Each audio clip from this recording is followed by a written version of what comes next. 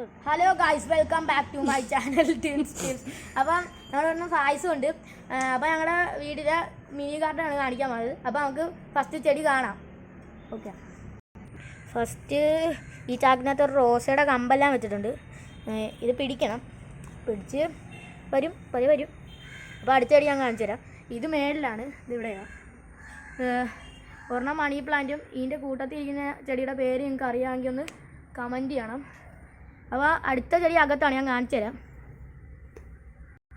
പിന്നെ അകത്തുള്ളത് ഒരു അക്വേറിയത്തിനകത്താണ് വെച്ചിരിക്കുന്നത്. അതെ, സോറി, ബൗളിലാണ്. വാട്ടർ പൂൾ എന്നാണ് ഇതിൻ്റെ പേര്.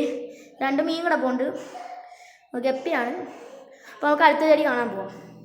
പിന്നെ ഈ ചെടിയുടെ ഒരു CC പ്ലാന്റ് എന്നാണ്. ഇത് കറുത്ത ഇലയിലാണ്. കറുത്ത കാണിച്ചു തരാം. ഇതെല്ലായിടത്തും കാണും. ഇത് മണി പ്ലാന്റ്, പക്ഷേ ഊട്ടുകളാണിത്.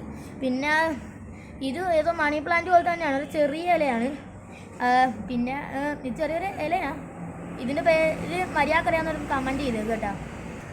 ഈ ചെടിയുടെ ഒരു സ്പൈഡർ എന്നാണ്, സ്പൈഡർ പ്ലാന്റ് ആണ്. പിന്നെ ഇത് സ്നേക്ക് പ്ലാന്റ്. ഇത് പക്ഷേ ഭയങ്കര കരിയില പോലത്തെയാണ്. ഇപ്പോൾ അടുത്ത് കാണിച്ചു തരാം. ഇത് ഈ കാണുന്ന 3 എണ്ണവും മുല്ലയാണ്.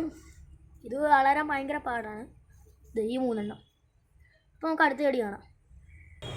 ഇതൊരു പൂ വരാത്തൊരു റോസാപ്പൂവാണ്. ഇത് പിടിക്കണം. അപ്പോൾ അടുത്ത് കാണിച്ചു തരാം. ഈ കാണുന്ന 3 എണ്ണം അടീനിയ എന്നാണ് പറയുന്നത്. ഇതാണ് ഈ 3 എണ്ണം. ഇത് വലിയതും ഇത് ഇത്തിരി ചെറുതും ഇത് ഏറ്റവും ചെറുതുമാണ്.